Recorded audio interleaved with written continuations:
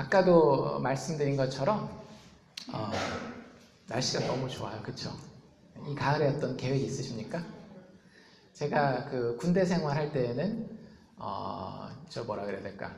강원도에 있었습니다. 강원도에서 단풍놀이 어디로 가야 되죠? 설악산. 그래도 아시죠? 그쵸? 설악산으로 이렇게 쭉 가면 단풍이 너무 이뻐요. 이게 저희 부대가 그 딱 설악산 중간에 딱 있었거든요. 그래가지고 고개 하나 넘어가면 한계령 밑으로 가면 오색약수가 있고요. 거기로 해서 설악산을 쫙 올라가면 진짜 이 빨갛고 노랗고 그러면서도 나뭇잎들이 날씨가 좋을 때는 약간 반투명하게 이렇게 햇빛에 쫙 비치는 그런 좋은 계절입니다. 너무 좋은 계절, 가을이라는 계절. 뭐라고도 부르는가 하면 한국말로 천고마비의 계절이라고도 부르죠. 그렇죠? 천고, 하늘이 높고 말은 살이 찐다. 그래서 사람은 어떻게 해야 돼요? 영양식을 많이 섭취하고 체중을 좀 늘려야 되는 때입니까? 보통 천고마비의 계절에 뭐 해야 된다 그래요? 책 봐야 된다 그러잖아요. 책이랑 너무 오랫동안 담을 쌓으셨나 보군요. 책을 이렇게 쭉 보는데 제가 이제 제가 이렇게 좀 노는 걸 좋아했고 근데 건전하게 놀았습니다. 건전하게 놀았는데 보통 젊었을 때 제가 놀러 가면 어디로 놀러 가는가 하면 그 경복궁 광화문 있는데 덕수궁, 저희 아버지가 법원에서 근무를 하셔가지고 가정법원이 덕수궁 뒤에 있어요. 그 대사관들 쭉 있는데 그러면은 덕수궁 이런 데 가고 아버지 그 토요일 날 이제 당직하고 일하고 하실 때면 나가서 만나고 또 이제 일하러 들어가셔야 되면 저희는 나와가지고 이제 그 광화문과 종로 일대를 떠도는 거죠. 그럼 꼭 들리는 데가 있습니다. 어딜까요?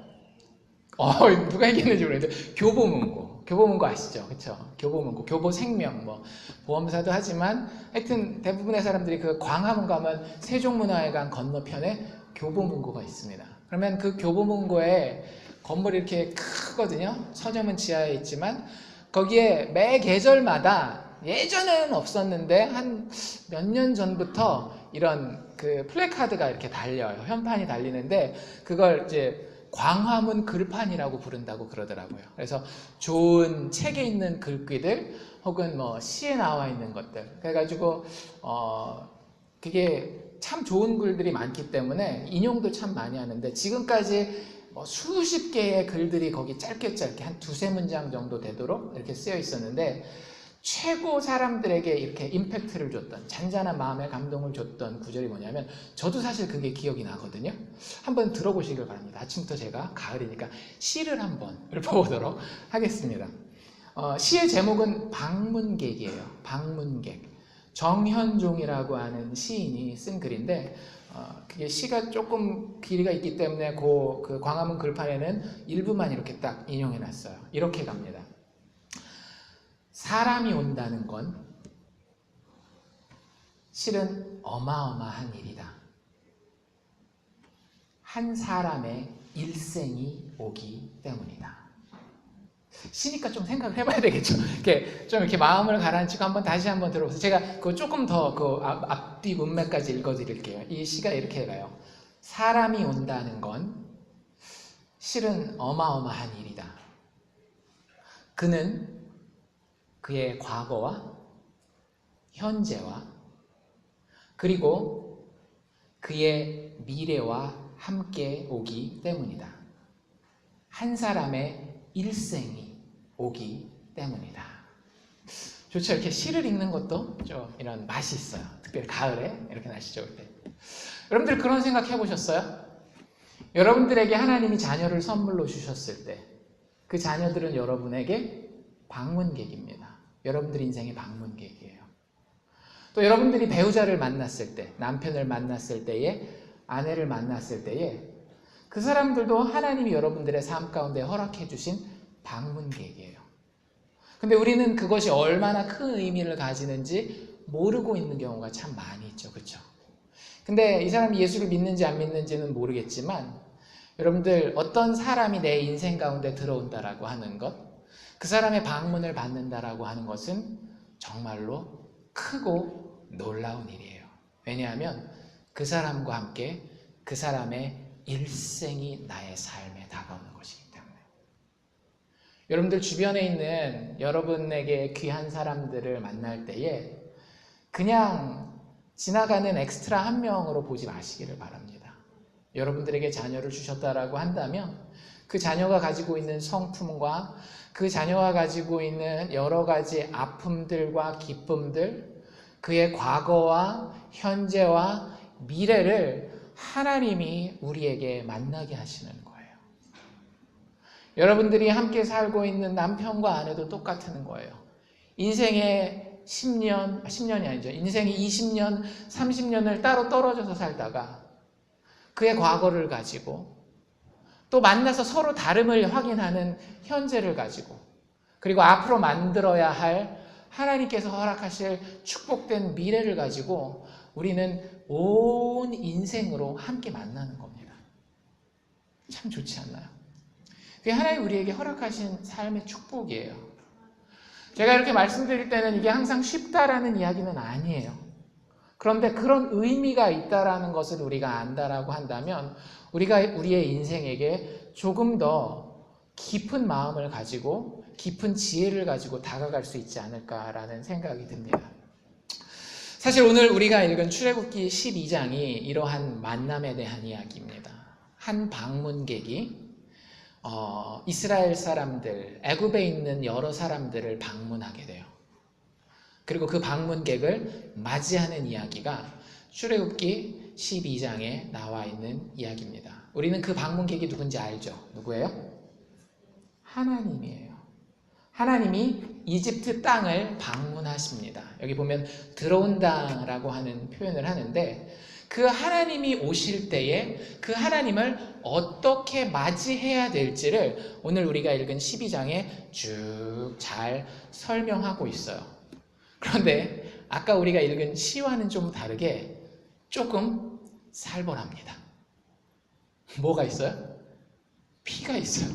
막 피가 난자합니다. 막 피가 여기저기 뿌려있고 문에 위, 양 옆에 피가 막 발리는 그런 장면이 나와요. 그렇게 아름다워 보이지는 않아요. 그런데 이 본문을 잘 제대로 읽고 제대로 이해한다라고 한다면 하나님을 모르는 사람들이 우리에게 던져줄 수 있는 인생의 만남의 감동보다도 훨씬 더 큰 감동과 의미를 우리가 깨달을 수 있다는 사실을 오늘 말씀을 나눌 때에 같이 인식했으면 좋겠다라는 생각이 듭니다. 지난주부터 우리가 계속 살펴보고 있는 건 뭐냐면 이스라엘 사람들이 430년 동안 이집트에서 종살이 하다가 마침내 하나님이 간섭하셔서 종살이에서 빠져나가게 되려고 하는, 아직 그 이집트에서 종이긴 하지만 이제 빠져나가려고 하는 그런 단계를 봤어요. 그 가운데 하나님이 기적을 베푸시는데 몇 가지 기적을 베푸셨죠? 10가지 기적을 베푸십니다. 그런데 그걸 특별히 우리가 성경에서 뭐라고 이야기를 하는가 하면 성경을 볼 때 우리 10가지 재앙이라고 얘기를 해요. 그래서 하나님이 누구에게 벌을 내리시는가 하면 이스라엘을, 하나님의 백성들을 압제했던 이집트의 왕 바로와 그 애굽 나라 전체에게 10가지 기적적인 재앙을 베풀어요. 그래서 처음에는 이집트 사람들에게 제일 중요한 나일강을 치시잖아요. 그래서 강에 생물이 살 수 없도록 피로 변하게 만들고, 그러면서 뭐 여러 가지 다른 재앙들을 쭉 하고 10번째 재앙까지 오게 됩니다. 마지막 9번째 재앙은, 10번째 재앙 바로 전에 재앙은 뭐였는가 하면 온 이집트를 캄캄하게 만드는 암흑의, 흑암의 재앙이었어요. 그리고 나서 이제 마지막 10번째 재앙을 베푸는데, 아까 저희 읽었으니까 아시겠죠? 간단하게 미리 요약해서 말씀을 드리면 하나님께서 이집트 땅을 직접 방문하시겠다라는 거예요. 방문하실 때 보통 왕이 이렇게 다니면 어떻게 해요? 막 뒤에 수행원들이 쫙 따르잖아요. 그러면 쭉 여기 이제 양옆에 집이 있다라고 한다면 하나님이 쫙 지나가시는 거예요. 여러분들이 이거 보면 막 사람들이 퍽퍽 죽어 나가잖아요. 근데 그 죽이는 건 하나님이 손도 쓰시지 않으세요. 여기 나중에 보면 나오겠지만 23절에 보면 하나님을 수행하는 천사들 중에 아마 the destroyer, 멸하는 자라고 하는 표현이 나와 있는 아마 천사인 것 같은데, 천사가 집집마다 들어가면서 각 집에 첫 번째 난 생명을 다 죽입니다. 그게 사람이 되었건 짐승이 되었건 그리고 계급도 가리지 않아요. 바로 왕궁에 있는 왕의 첫 번째 아들이 되었건, 아니면 저 구석에서 남의 집 맷돌이나 갈아주는 여종의 첫 번째 아들이 되었건, 첫 번째 아들은 다 죽이겠다라고 하나님 말씀하시고, 실제로 초태생은 다 죽게 됩니다. 짐승의 첫 번째 난 것들까지. 그런데 그것을 잘 대비하면 죽지 않는 방법이 있다라고 얘기를 하는데 참 신기하죠. 어떻게 하면 된대요? 어린 양을 한 마리 잡아서 흠없고 1년 된 수컷 양이나 염소 중에서 새끼 그 양을 잡아서 그 양을 죽이고 그 양의 피를 문설주와 문 지방에다가 발라놓으면 하나님이 지나가실 때에, 방문하실 때에 아무런 재앙이 그 집에 임하지 않을 것이다 라는 이야기를 그렇게 합니다. 그리고 실제 그런 일이 벌어져요. 애굽 온 땅에 곡소리가, 울음소리가, 사람들이 이 집 저 집 가릴 것 없이 다 장자의 죽음 때문에 울게 되는 일이 일어나게 됩니다. 여러분들 인생은 하나님의 방문을 받으셨습니까? 하나님이 여러분들 인생에 찾아오셨습니까? 하나님이 우리 인생을 방문하는 것에 대해서 여러분들 어떻게 생각하실지 모르겠어요.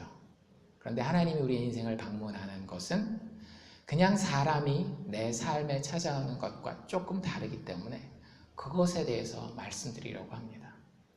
첫 번째, 하나님이 우리 인생에 들어오는 것은 꼭 기억하십시오. 참으로 두렵고 떨리는 일입니다. 하나님이 우리 인생에 찾아오는 방법은 여러 가지가 있어요. 가장 쉬운 거 하나만 말씀드릴게요. 여러분들 오늘 무슨 요일? 일요일, 썬데이란 말이에요. 썬데이는 공식적으로 휴일입니다. 물론 가게를 개인 사업을 하는 분들은 열 수도 있겠지만 썬데이에는 뭐 해야 되는 날이에요? 놀아야 되는 날이죠. 주중이 부족한 잠을 보충해야 되는 날이에요. 근데 여러분들 지금 어디 와 있어요? 교회에 와 있단 말이에요. 여기 교회에 나와 있는 이유는 여러 가지입니다. 그렇죠? 뭐 자원해서 기쁜 마음으로 나와 있는 분들도 있고, 가족의 요청을 이기지 못해서 나와 있는 분들도 있고, 안 나오면 좀 찜찜한 것 같으니까 그래서 나와 있는 분들도 있고, 목사가 자꾸 뭐라 그러니까 그래서 나와 있는 분들도 있을 거예요. 근데 여러분들이 여기 나와 있다라고 하는 건 그렇게 자연스러운 일은 아니에요. 아까도 말씀드린 것처럼 일요일 날 다른 데 가지 아니하고 쉬지 않고 여기 나와 있다라고 하는 건, 여러분들이 영적으로 조금이라도 민감한 분이라고 한다면 하나님이 찾아오심이 있는 겁니다. 그건 내가 예수를 믿고 안 믿고랑 상관없어요. 하나님이 여러분들의 인생에 이미 방문하셨어요. 그런데 그 방문이 어떤 방문이라고요? 참으로 두렵고 떨리는 방문이라고요.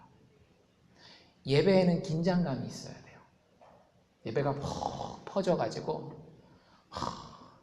그냥 그럴 수도 있죠. 하나님 그것까지도 다 이해하십니다. 근데 실질적으로 하나님의 방문이라고 하는 것이 성경 어디를 보더라도, 오늘 우리가 보는 출애굽기 12장뿐만 아니라 성경 어디를 보더라도 쉬운 방문은 절대 아니에요. 하나님이 이 자리에서 여러분을 방문하실 때에 여러분들 이것은 참으로 두렵고 떨리는 일입니다. 이유가 뭔지 아세요?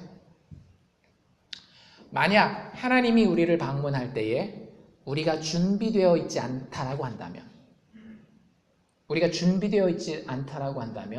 그 방문은 매우 위험할 수 있기 때문에 그래요. 하나님이 여러분들을 방문하시는데 그게 예배의 모습을 통해서건 아니면 그냥 인생의 어떤 다른 경험들을 통해서건, 저는 예배는 하나의 예로만 드린 거예요. 어떤 방식으로건 하나님이 여러분들의 인생을 방문하실 때에 우리가 준비되어 있지 않으면 그 만남은 굉장히 위험할 수 있습니다. 제 말이 아니라 실제 출애굽기에 나와 있는 이스라엘 백성들이 경험한 하나님의 말씀에 기록되어 있는 사실이에요.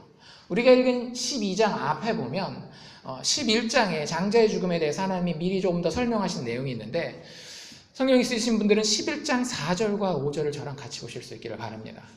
11장 4절 5절에 하나님이 어떤 10번째 재앙을 어떤 식으로 행할 것인지를 설명을 하는데 이렇게 얘기를 하세요. 4절에 보면 모세가 바로에게 이르되, 모세가 바로 왕을 방문하러 간 거예요. 그리고 모세는 자기 생각을 얘기를 하는 게 아니라 누구 생각을 얘기를 하는 거예요? 하나님의 뜻을 바로에게, 하나님의 입이 되어서 그대로 전달하는 겁니다. 모세가 바로에게 이르되 뭐라고 이야기하는가 하면, 여호와께서 이같이 말씀하시길, 이거 하나님 말씀이다, 이렇게 얘기를 하는 거죠. 밤중에 내가 애굽 가운데로 들어가리라. 내가 그들이 알지 못하는 그때에 인식도 하지도 못할 수도 있지만 내가 반드시 들어가리라 라고 이야기를 하는 거예요. 그리고 5절에 뭐라고 얘기를 하느냐, 그 방문에 대해서, 그래서 내가 이렇게 쓰다듬어주고 용서해주고 사랑해주고 그렇게 그러지 않아요. 우리는 교회 다니면서 사랑과 용서, 자비라고 하는 개념을 너무 개차반으로 알고 있어요. 성경의 용서, 사랑, 자비는 그보다 훨씬 더 깊은 의미를 가지고 있습니다. 하나님 들어가실 때 이렇게 얘기를 하세요. 5절인데요. 애굽 가운데 처음 난 것은 위에 앉은 바로의 장자로부터 맷돌 뒤에 있는 여종의 장자까지와 모든 생축에 처음 난 것이 죽을지라. 준비되어 있지 않다라고 한다면 하나님을 만나는 모든 생명은 다 어떻게 될 것이다? 죽을 것이다 라고 이야기하고 있습니다. 도대체 애굽 사람들이 어땠길래 하나님의 방문에 준비가 안 돼 있다라고 이야기를 하는 걸까요? 그 사람들이 도덕적으로 막 아무렇게나 막 강도질하고 도둑질하고 거짓말하고 사는 거? 물론 그렇게 사는 부분도 있었을 거예요. 그런데 성경을 통해서 하나님이 지적하는 애굽 백성들의 죄는 아주 분명합니다. 12장 12절로 잠깐 넘어가 보실래요? 12장 12절에 보면 하나님이 다 치시겠다라는 얘기가 또 한 번 나와요. 내가 그 밤에 애굽 땅을 두루다니며 사람과 짐승을 물어나고 애굽 나라 가운데서 처음 난 것을 다 치리라. 근데 그 다음 구절이 상당히 우리에게 이렇게 되면 준비가 되지 않는 거구나라고 하는 걸 분명하게 보여줘요. 뭐라고 돼 있어요? 애굽의 모든 신에게, 우리 지난주에 봤던 파리의 신, 개구리의 신, 여러 가지 신들 있잖아요. 애굽의 모든 신에게 하나님이 어떻게 할 것이다? 벌을 내릴 거라는 거예요. 여러분들, 애굽이 준비되지 않았습니다. 하나님이 방문하셨을 때에. 그 이유가 무엇이었는가 하면 하나님이 아닌 다른 것들을 신으로 섬겼기 때문이에요. 여러분들 인생을 한번 잘 돌이켜 보십시오. 하나님 여러분들 인생을 방문하십니다. 그때 여러분들은 과연 누구를, 무엇을 신으로 삼고 계십니까? 나의 명예? 나의 물질? 심지어 나의 가족? 여러분들 그 어떤 하나님이 아닌 다른 것을 내 마음 가운데 최우선순위로 삼는 그것은 다 우상신들입니다. 하나님이 아닌 다른 것들을 신으로 섬기는 거예요. 좀 더 쉽게 설명하면 이렇게 돼요. 여러분들이 하나님을 섬기지 않는 방법에 대해서 말씀드릴게요. 하나님을 섬기지 않는 방법, 즉 하나님이 방문하셨을 때에 준비가 전혀 되지 않는 방법을 알려드리겠습니다. 어떻게 하시면 돼요? 그러면 요거 안 하시면 되는 거겠죠, 그렇죠? 첫 번째, 하나님이 아닌 것을 신으로 섬기는 방법 첫 번째는 뭐냐면 하나님을 인정하지 않고 사는 거예요.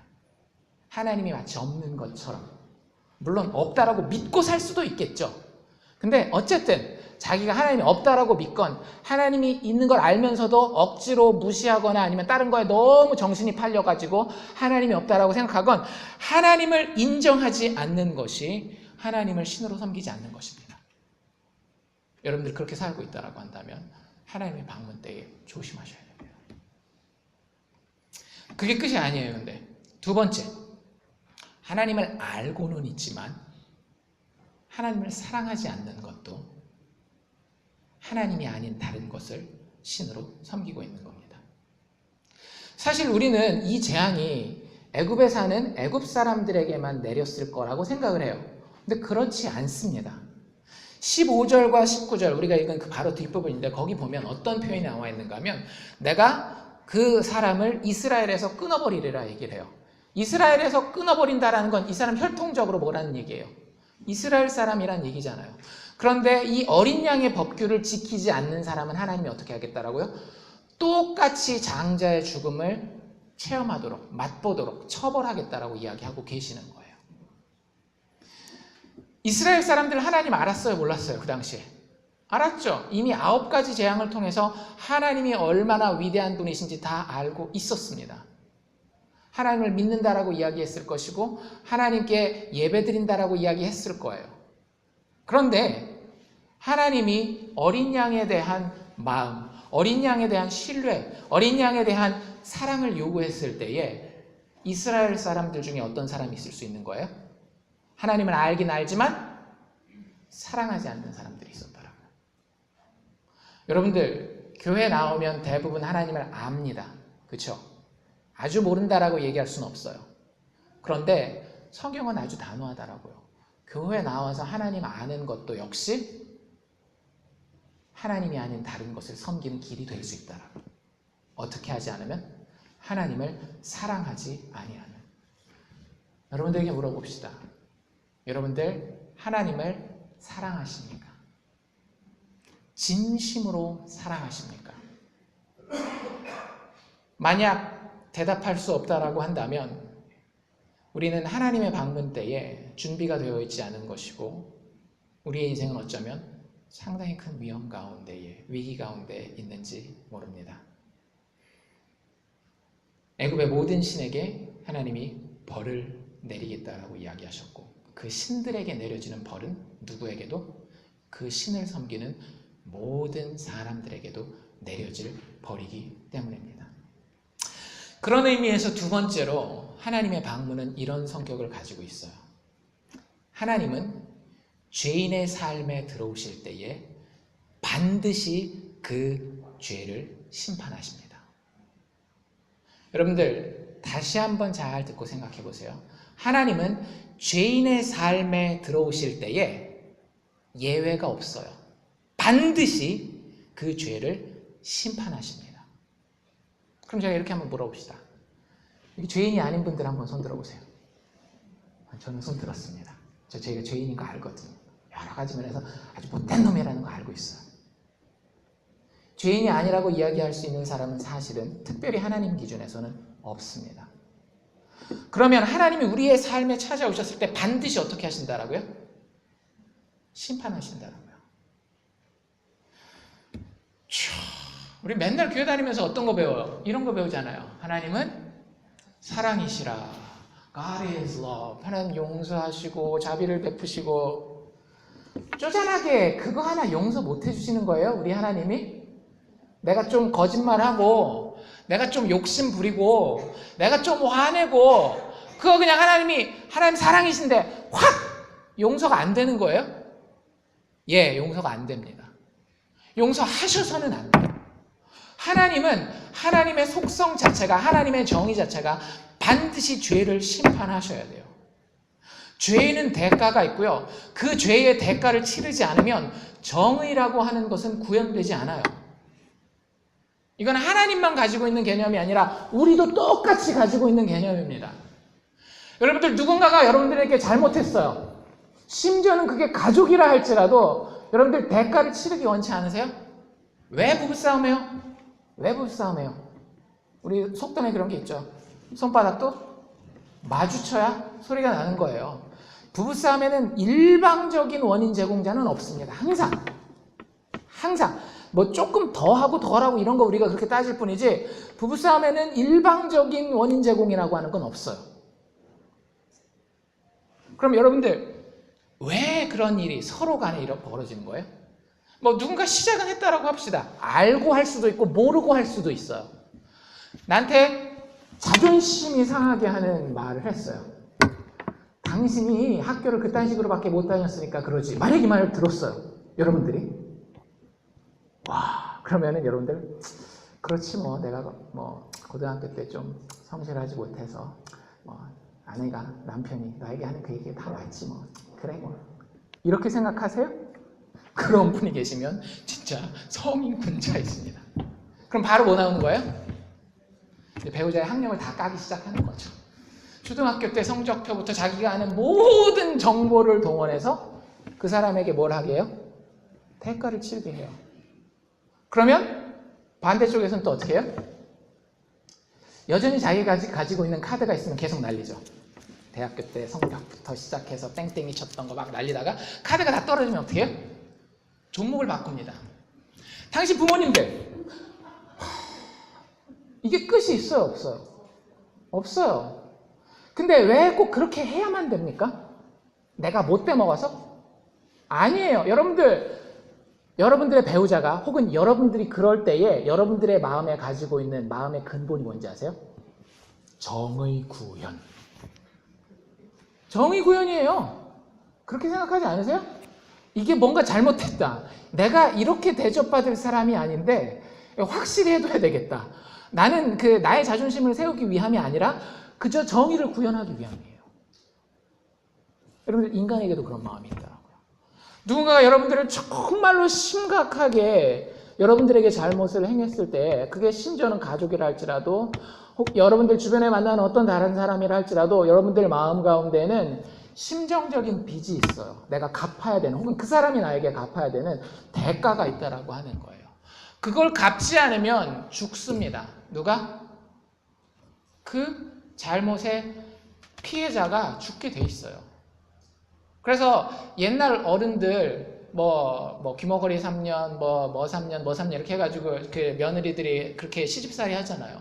그럼 나중에 커서 속병들 드는 이유들이 다 그거예요. 분명히 죄는 있는데, 분명히 잘못된 건 있는데 정의가 실현되지 않았기 때문에 사람이 마음 가운데에 병이 생기고 그 마음은 무슨 병으로? 육체의 병으로 드러나는 겁니다. 여러분들 일하면서 스트레스 받으시죠? 왜 스트레스 받으세요? 정의 구현이 안 되면 스트레스 받는 거예요. 여러분들 주변에 보세요. 12시간, 13시간, 20시간씩 일해도 스트레스 안 받는 사람들이 있어요. 어떤 사람들인지 아세요? 스타트업 비즈니스 하는 사람들. 나이 한 20대, 30대 딱 돼가지고 자기 비즈니스 아이템이 있어가지고 그거 가지고 내가 딱 하면은 결과가 팍 온다. 이게 있으면 스트레스 안 받아요. 열심히 20시간씩 하루 일합니다. 여러분들이 스트레스 받는 이유는 뭔지 아세요? 일하면서? 내가 충분히 노력하고 충분히 내 할 일을 했는데 과정이 잘못됐던지 아니면 내 주변의 사람들이 잘못되어서 정의가 구현되지 않는 거예요. 누군가는 대가를 치러야 돼요. 대통령이 대가를 치르든지 국회의원이 대가를 치르든지 내 사업 파트너가 그 대가를 치르든지 나의 사업 경쟁자가 대가를 치르든지 반드시 대가를 치러야 되는 게 우리의 마음이에요. 여러분들 우리가 이렇게 심정적으로만 정의 구현을 원하는 것은 아닙니다. 더 나아가요. 우리는 사회적으로도 사회적인 그 죄의 대가를 반드시 치르기를 원합니다. 안 그러면 사회가 그 대가를 치르게 되기 때문에 그리고 나는 그 사회의 일부분으로서 그 대가를 같이 치르기 때문에 이게 무슨 얘기냐면 어떤 사람이 진짜 나쁜 죄를 범했어요. 뭐 강간에 살인에 이렇게 막 죄를 지었다라고 해봅시다. 근데 재판을 했는데 재판장이 그리스도인이에요. 교회 다니는 사람이에요. 우리가 서로 사랑하고 용서해야 되고 그러니까 땅땅 서로 용서합시다. 그리고 그 사람이 실제 그 재판정에 나와가지고 I'm sorry, 제가 잘못했어 이렇게 얘기를 했어요. 그러면 여러분들이 재판관이라면 용서하시겠어요? 여러분들 용서 못합니다. 우리 마음에 분노가 일어나요. 작년이었는지 올해였는지 그 미국의 유명한 대학 중에 스탠포드라고 하는 대학이 있잖아요. 그 대학에 브록 터너라고 하는 남자애가 있었어요. 근데 걔가 수영 선수예요. 집안도 뭐 나름대로 아이비리그에 버금가는 서부에 있는 학교잖아요, 스탠포드가. 근데 걔가 캠퍼스에서 술 취한 여자애를 발견하고 성폭행을 합니다. 재판을 받으러 갔어요. 얼마나 여러분들 실형을 살리면 되겠습니까? 여러분들이 재판관이라면. 보통 미국의 평균적인 그 강간에 대한 그 센텐스, 그 형량이 한 10년 정도 돼요. 그 위아래로 되거든요. 이 친구가 얼마나 받았을까요? 6개월. 그리고 형을 모범적으로 살아서 3개월 만에 나왔습니다. 지난주에. 아름다운 사회죠? 기분 좋으십니까? 브록 터너가 누군지도 모르지만 그 뉴스를 보는 순간 여기서부터 뭔가 불끈 올라오지 않으세요? 미국 애들도 댓글 달아놓은 거 보면 가관이에요. 별의별 얘기를 다 해요. 분노가, 사회의 분노가 거기 다 쏟아져 있어요. 왜? 잘못에는 대가가 있어야 하는 걸 알기 때문에. 여러분들, 누가 그 대가를 치러요? 걔가 3개월 딱 살고 나오면. 피해자. 야, 네 몸값은 3개월치밖에 안 돼. 그 여자 평생 어떻게 살겠어요? 그 가족은 또 어떻게 살겠어요? 그리고 그 주변에 있는 여자들은 자기에 대한 어떤 가치관을 가지고 살아가겠느냐라고. 사회 전체가 그런 대가를 같이 치러야 되는 거예요. 그놈이 치르지 않으면. 그걸로 끝나는 줄 아세요? 만약에 그렇게 해서 풀어주잖아요? 그러면 여러분들 강간범이나 사기범들은 재범률이 높아요. 왜 그런지 아세요? 특히 한국에서 그래요. 미국은 조금 덜하지만 한국 같은 경우는 재범률이 다시 그 똑같은 범죄를 사기친 사람이 사기를 또 쳐요. 들어갔다 나오고 나면. 강간했던 사람들이 또 나와서 또 성범죄를 저질러요. 왜 그런지 아세요? 특별히 한국에서. 처벌이 너무 약해요. 잘 생각해 보세요. 사기친 사람들이 10억을 해먹었어요. 10억을. 한국은 10억인지 지금은 돈도 아닌데 어쨌든 그냥 10억 해봅시다. 10억. 10억 하면 별거 아니지만 영어로 따지면 1 밀리언 달러예요. 1 밀리언 달러. 10억을 해먹었어요. 여러분들 몇 년 동안 뼈 빠지게 일하시면 10억, 1 밀리언 달러 버시겠어요? 한 5년? 한 5년 열심히 일하면 밀리언 가뿐하시죠? 아니잖아요. 근데 경제사범들 들어가는 거 보면 5년, 7년, 10년 그래서 다 나와요. 해볼만 하지 않습니까? 아니 여기 이민사회에서 돈 벌기 위해서 주유소에서 밥 먹고 잠자고 해가지고 막 시간당 8불, 10불 받아가지고 막 해가지고 해도 그 밀리언 벌기 쉽지 않은데 교도소 들어가면은 공짜밥 먹여주지. 요즘에는 교도소 또 잘 돼 있는 데들도 있잖아요. 막 친구들 사귀고 운동 시간 때 운동 다 해주지. 10년 동안 딱 그러고 나와서 밀리언 달러. 괜찮지 않나요, 지금? 그러니까 다음은 또 어떻게 하는 거예요? 그 다음 건 또 하는 거예요. 그 대가 누가 치러요? 그놈이 제대로 다 안 치르기 때문에 온 사회가 같이 치르는 거예요. 뭔 얘기인지 아시겠죠? 여러분들 우리는 죄를 아무렇지도 않게 생각해요. 내가 거짓말 한마디 하는 거, 다른 사람 무시하고 교만하게 인생을 사는 거, 막 분노해서 내가 있는 거 막 성깔 있는 대로 다 부리는 거, 그거 아무렇지도 않게 생각하는데요. 그렇지 않아요. 거기에는 여러분들이 진 빚이 있는 거예요. 우리가 죄인으로서 진 빚이 있더라고요. 그리고 제3자가 그걸 볼 때는 마음에서 분노가 부글부글 끓어와요. 완전하지 못한 정의에 대한 감각을 가진 우리 인간도 거기에 대해서 하물며 그렇게 분노가 부글부글 끓어오르는데 완전한 정의에 대한 감각을 가지시고 그 정의에 대해서 책임을 지셔야 되는 하나님께서 그 죄를 볼 때에 분노하시겠냐라고 안 하시겠냐고요. 그 빚을 갚으셔야 되겠냐라고요. 안 갚으셔야 되겠냐라고요. 모든 죄는 하나님이 아닌 나를 중심에다가 놓을 때 시작되는 거예요. 내가 그 여자의 몸을 그렇게 함부로 다룰 수 있는 이유도 하나님이 중심이 아닌 내가, 나의 육신의 쾌락이 인생의 중심이 있기 때문에 그렇게 할 수 있는 거예요. 내가 거짓말할 수 있는 이유도 그 사람이 어떤 피해를 보건 나에게는 유익이 떨어지기 때문에 거짓말할 수 있는 거예요. 내가 사람을 죽일 수 있는 것도 그 사람을 죽임으로 인해서 내가 얻게 되는 유익이 더 크기 때문에 그러는 거라고요. 내가 중심이 되는 거예요. 그게 다 죄입니다.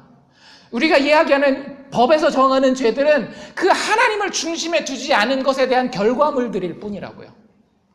그런데 우리가 그렇게 죄인 되어서 하나님을 우리의 인생의 마음의 중심에 두지 아니하고 하나님의 방문을 받을 때에 우리는 두려워해야 된다라고 하는 거죠.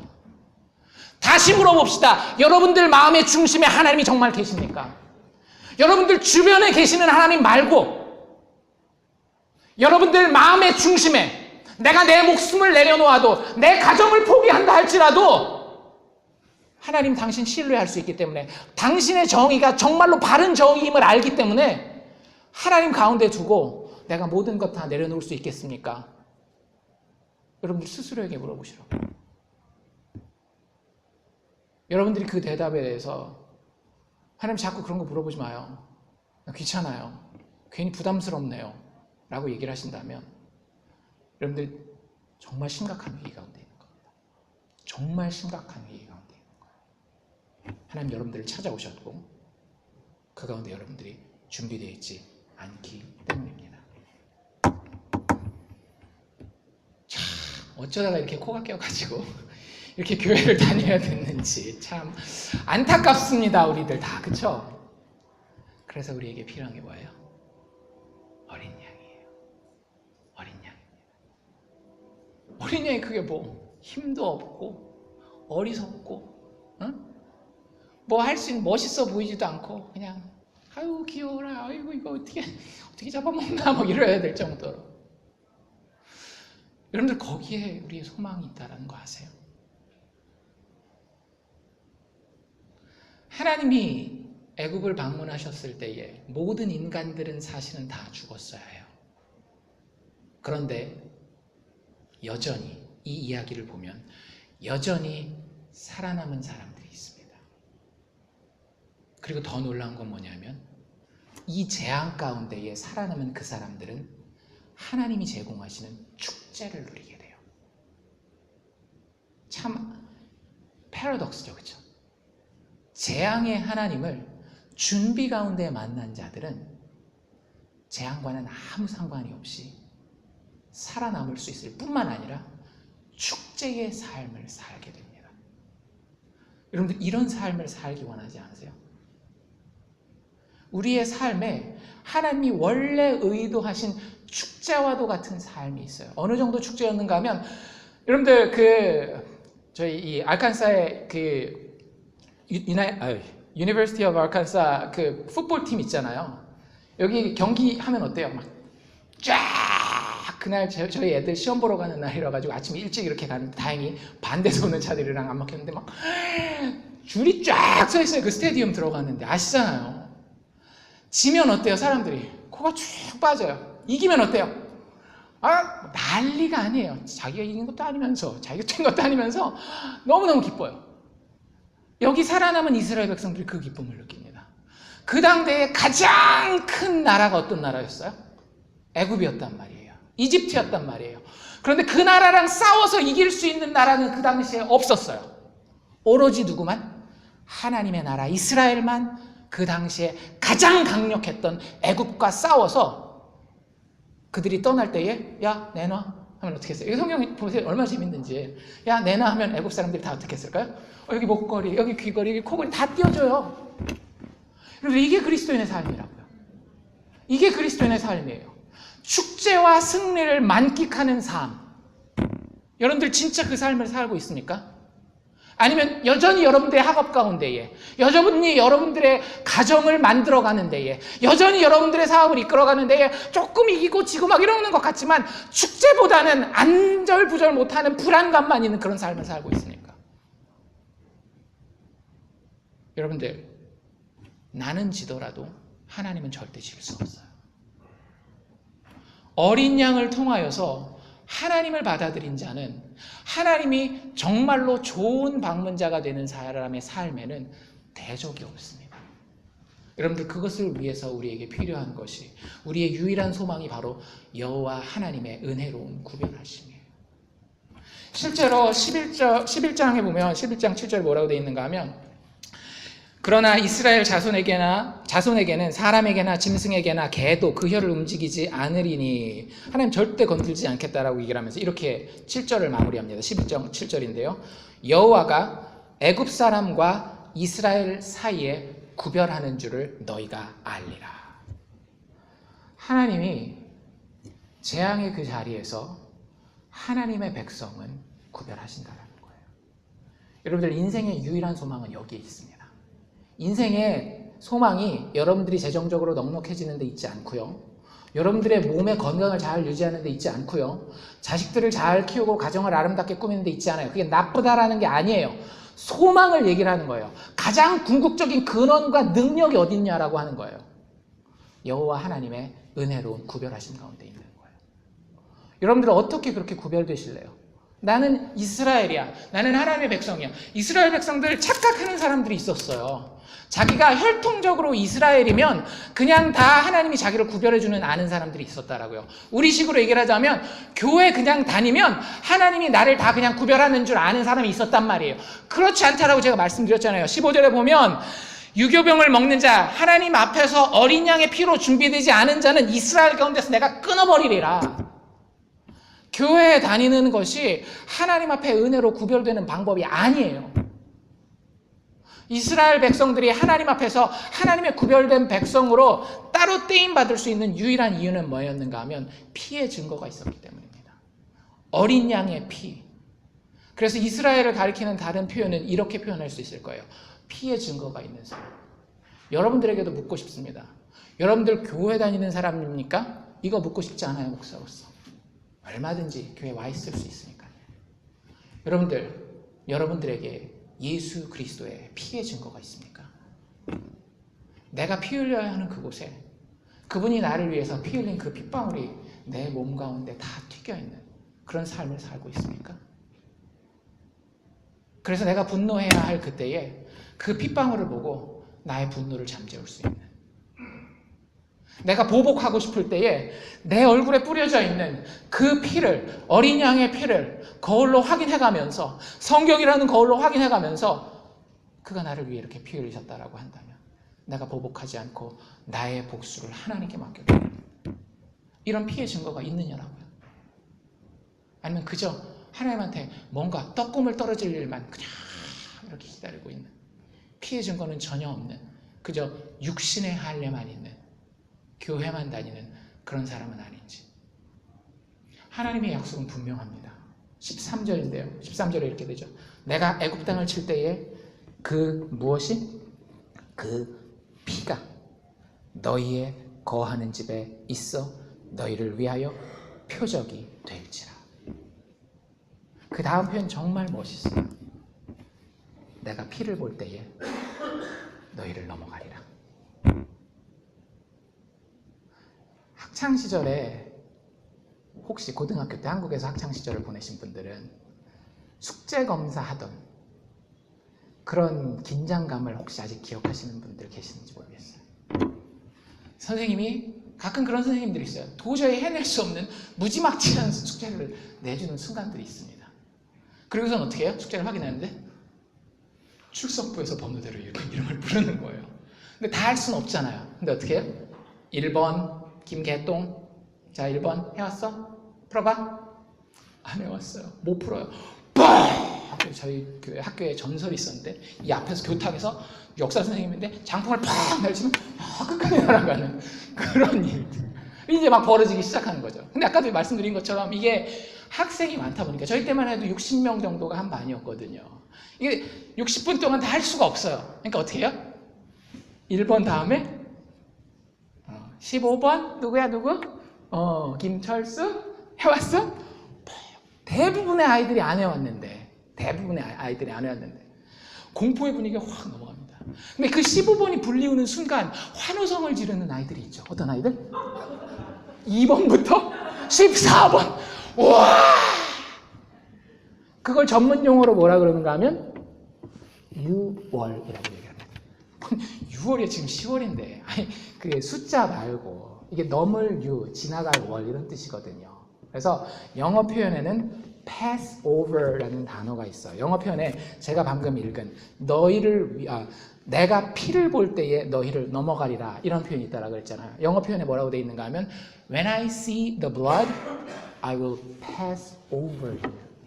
내가 너를 넘어가리라. 당연히 장풍 한 방 팍 맞아야 되는데 어떻게 했어요? 넘어갔어요. 왜 넘어갔어요? 운이 좋아서 넘어갔어요. 근데 하나님 앞에서는 운이 통해요, 안 통해요? 여러분들 꼭 기억하십시오. 하나님 앞에서는 운이 통하지 않습니다. 뭘 보면 알 수 있어요? 여러분들이 뭐라 그러더라도 저는 분명하게 여러분들의 의견을 다 반박해낼 수 있어요. 여러분들 다 죽을 거잖아요. 그렇기 때문에 하나님 앞에서 넘어가는 번호는 없어요. 근데 단 한 가지 조건 뭐가 있더라고요? 피를 볼 때. 우리 그런 표현 많이 쓰잖아요, 한국 사람들. 피를 봐야 되겠어, 꼭? 이거 뭐예요? 대가를 치르게 한다는 거예요. 하나님 그 대가를 치른 것을 보셨기 때문에 넘어가는 거예요. 네가 그렇게 못됐어? 네 성격이 그렇게 못났어? 당연히 대가를 치러야지. 대가 어디 있어? 여기 어린 양의 피요. 어린 양이 나를 위해서 대신 죽어주고 피를 흘려줬어요. 그걸로 그래서 내가 하나님의 심판이 겁나서 내 온몸에, 내 온 가정에 덕지덕지 발라놨어요. 피의 증거와 피의 표적이 여기 있습니다. 라고 이야기하는 그 사람을 하나님은 어떻게 하시겠다라고요? 유월, 뛰어넘어 가시겠다라고 하는 겁니다. 사실 구약시대 때 어린 양의 의미는 좀 희미하게 나와 있어요.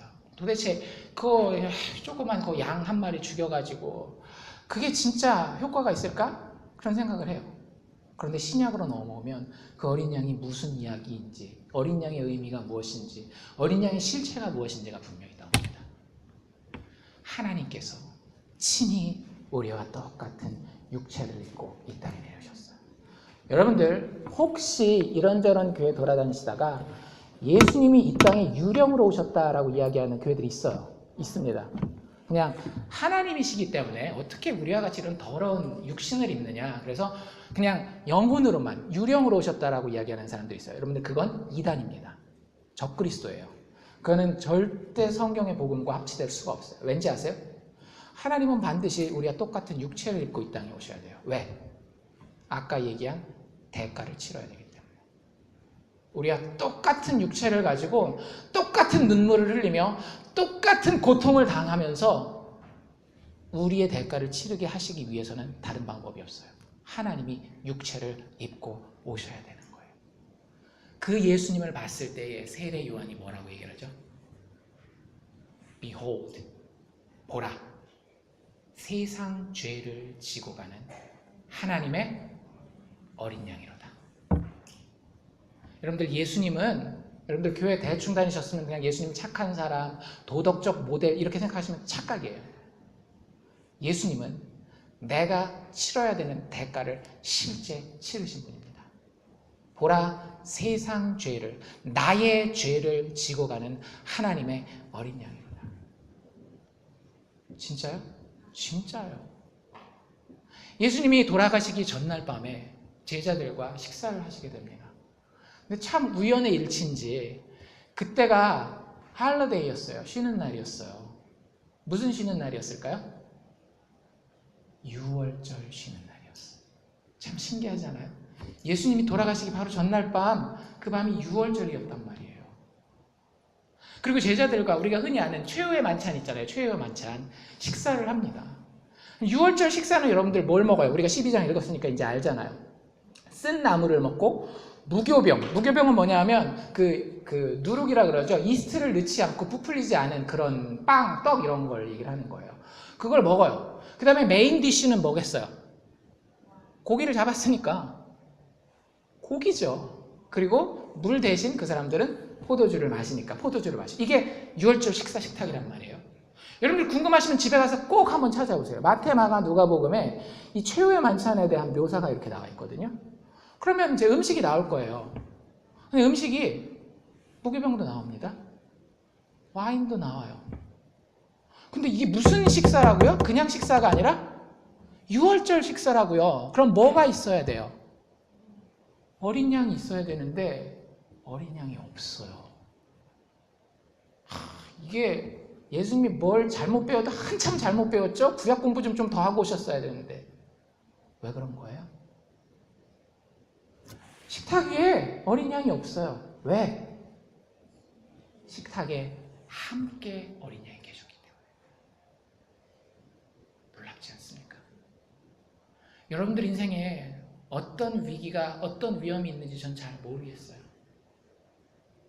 근데 여러분들의 그 위기를 축제로 바꿀 수 있는 피가 흘려졌다는 거 기억하십시오.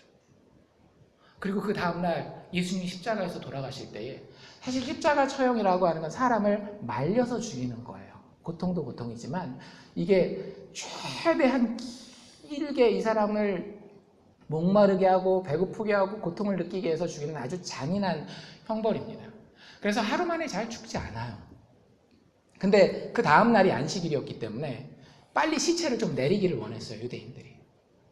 근데 보니까 예수님 양 옆에 강도들이 같이 못 박혔잖아요.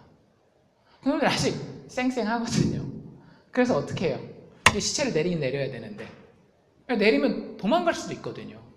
그래서 어떻게 하는가 하면 정강이뼈를 꺾어 놓습니다. 도망 못 가고 땅바닥에서 말라 죽으라고.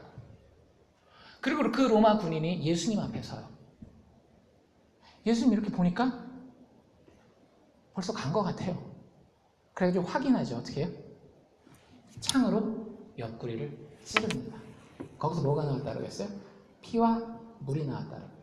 십자가형을 당하면 사람이 어떻게 죽는 거냐면 익사해서 죽어요. 뭐예요? 익사? 물에 빠져 죽는 거잖아요. 폐에 물이 차기 시작한답니다. 이게 호흡이 안 되기 때문에. 그러면 물이 폐에 어느 정도 차면 그때는 생명이 끝나는 거예요. 그러니까 로마 군병이 찔러보니까 로마 군인들은 그 당대의 최고의 살인 기계들이라고 보시면 돼요. 어떻게 하면 사람을 죽일 수 있는지를 가장 잘 알고 있는 사람들이었어요.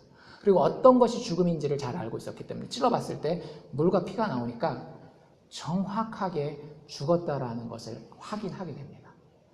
그래서 예수님에게서는 다른 두 강도는 정강이 뼈를 꺾는데 예수님에게 가서는 어떻게 하는가 하면 그냥 시체를 내려요. 분명히 죽었기 때문에.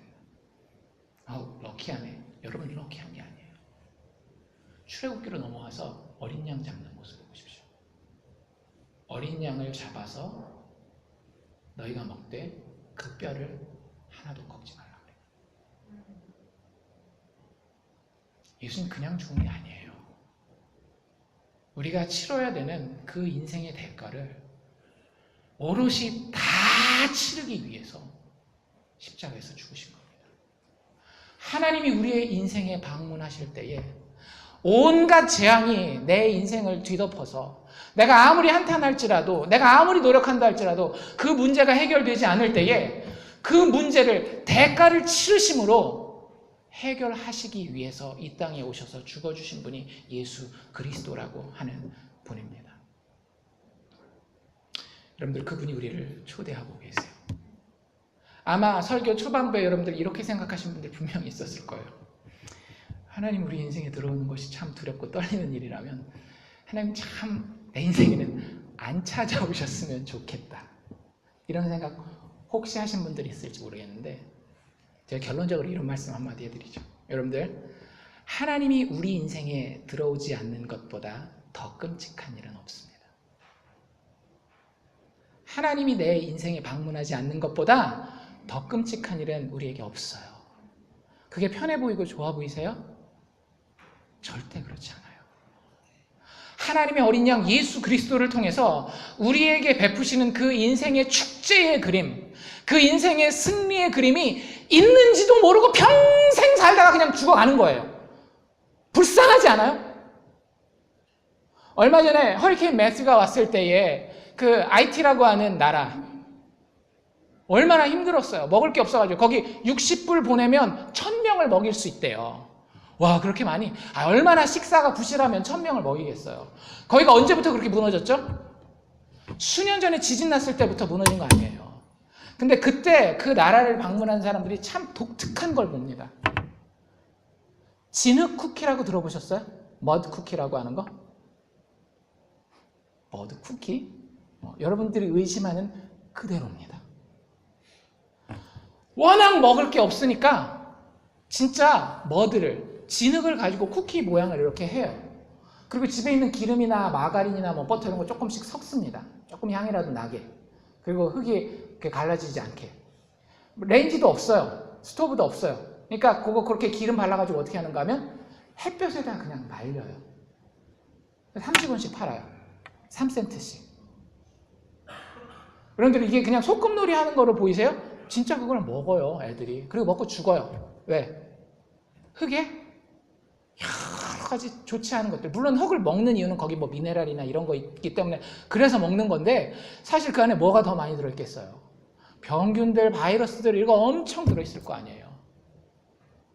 근데 너무 배가 고프니까 그거라도 먹고 살려고 먹는 거예요. 그때 태어났던 아이들, 그 진흙 쿠키를 먹던 아이들, 살다 얼마 못 가서 그 죽은 아이들, 평생 뭐라고 생각했겠어요? 그 진흙 쿠키 먹으면서 제일 맛있는 식사, 제일 맛있는 음식 그거 먹으면서 죽어가지 않았겠어요? 그게 행복한 건 줄 알고 오늘은 진흙 쿠키도 못 먹었어, 큰일 났네, 이렇게 살지 않았겠어요? 하나님이 방문하시지 않는 인생은 그와 똑같다라고요. 지구 반대편에 정말로 아름다운 테이블에 아주 탐스러운 음식들이, 고기와 음료와 과일들이 쫙 펼쳐져 있는 그 대저택에서의 식사가 있는 걸 알지도 못하고 진흙국회나 먹어가면서 그걸 먹었네 못 먹었네 가면서 죽어가는 거 행복한 삶입니까? 그렇지 않잖아요. 하나님께서 예수 그리스도의 어린 양의 죽음과 부활을 통하여서 우리에게 주고자 하는 그 놀라운 풍성한 식탁은 여러분들이 상상할 수 있는 것 이상의 것입니다. 100배, 1000배 그거 가지고도 사실은 설명이 되지 않는 거예요.